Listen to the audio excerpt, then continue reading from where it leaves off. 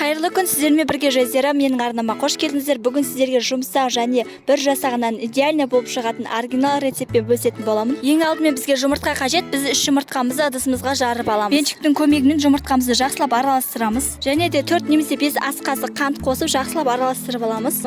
Қоспаны біркелкі араластыра отыра сұйық май және сүтімізді ақырын ғана қосып 3-4 бөлікке бөліп қосып араластырамыз. Осы әрекетте пайдалана отыра ыстық суымызды да қосып жақсылап араластырамыз. 10 грамм қопсығыш қосамыз, болмаса ас содасын қоссаңыздар да болады. Қоспаны тоқтатпай араластыра отыра ұнымызды бірнеше бөліктерге бөліп қосып араластырамыз. Менің арнамдағы жаңа рецепттерді жіберіп алмашы каналыма тіркеліп қоңыраушаны баса кетіңіздер.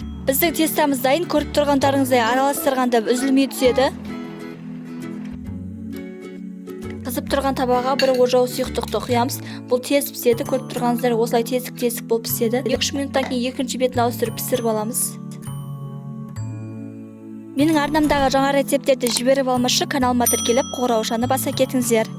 Бізде блиноларымыз дайын, осындай жұмсақ әдемі болып келеді, біркелкі болып піседі. Ең бастысы табаларыңыз жақсы болса болғаны. Сіздерге де жасап көруге кеңес беремін. Ұнаса лайк басып каналыма тіркелуді ұмытпаңыздар.